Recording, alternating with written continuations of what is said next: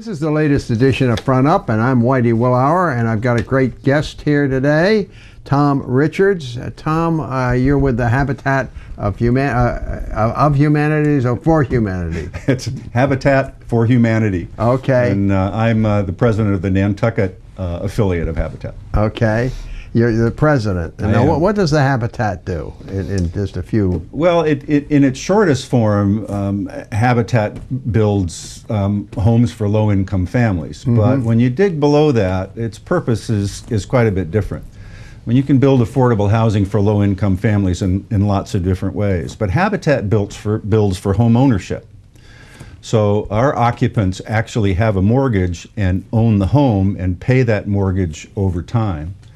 And the research sort of suggests that the behaviors of most families in that kind of situation, the behaviors change a bit, and it influences the family.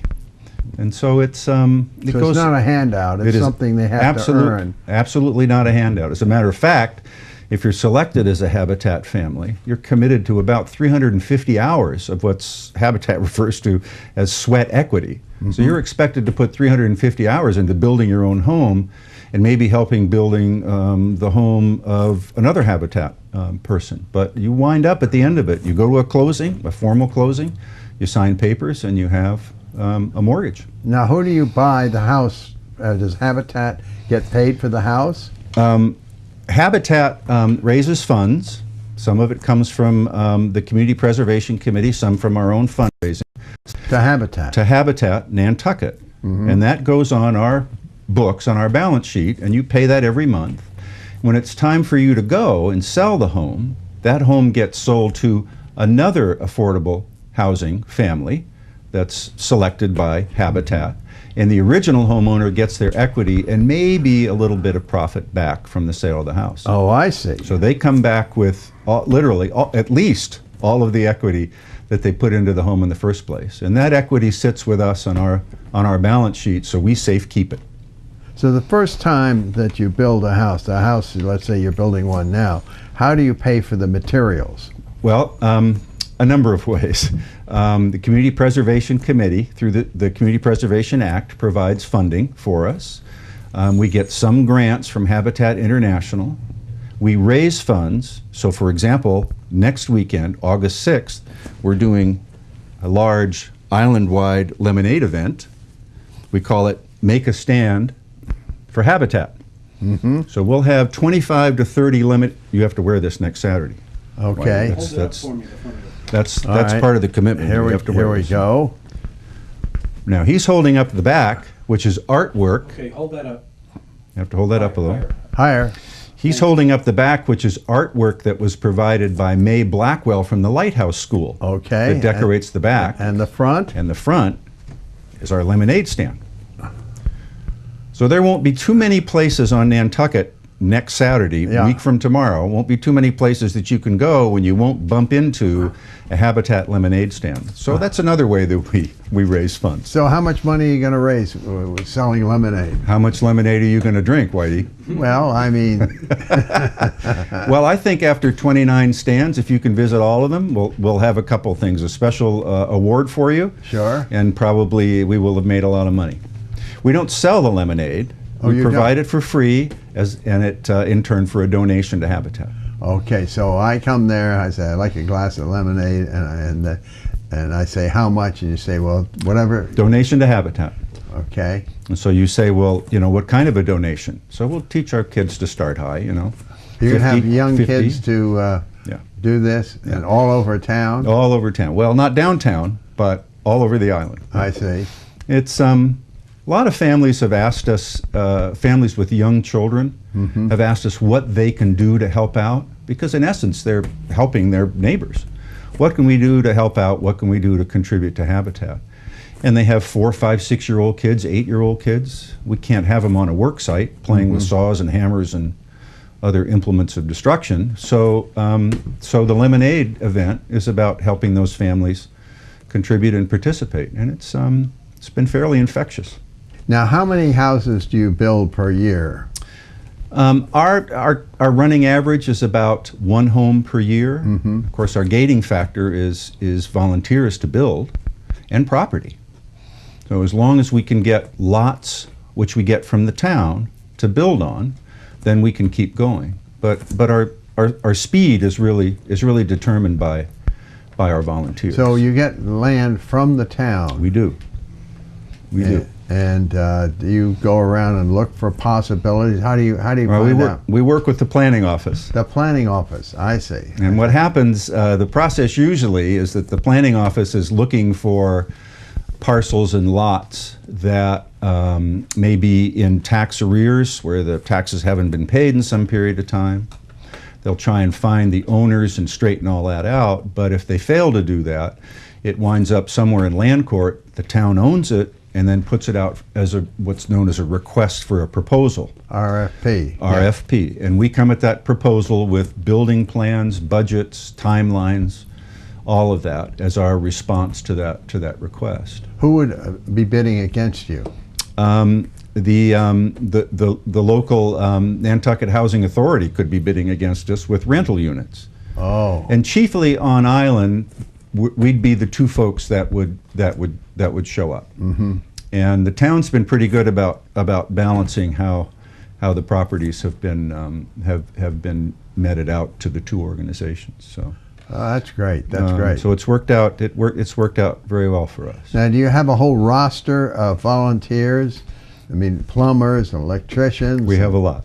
Our last house, Whitey, that we built in Okawa, around the corner from the airport. We dedicated that home last October. We had 250 volunteers in that house, and a little over 4,000 contributed hours. Wow. Which did include electricians and carpenters and plumbers and all kinds of folks like that. So it's a tremendous outpouring. 4,000 hours. A little over 4,000 hours of volunteer effort in that house. Mm-hmm. So at $25 an hour, yeah, that's about $10,000 worth of... I don't do those calculations, oh, thank goodness. Okay.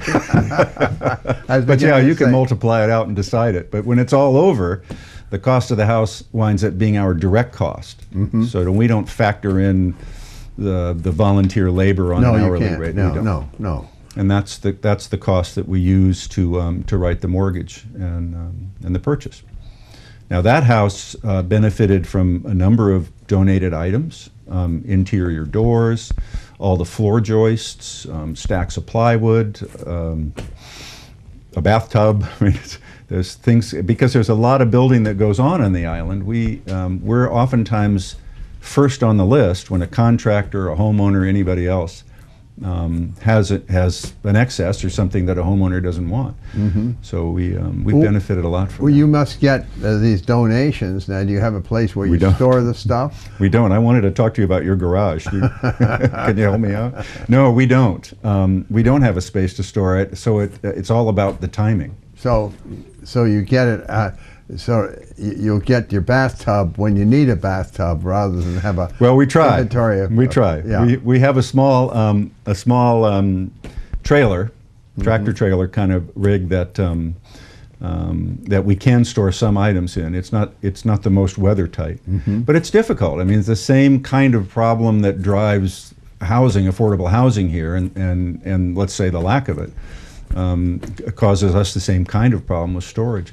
Many habitats in the country, and there are 1,500 affiliates in the U.S. alone, run what are called restores, which is basically a retail outlet. And donated items come in the back door, they're vetted, refurbished, and put out on the showroom floor and sold at tremendous value to homeowners, builders, contractors, whatever.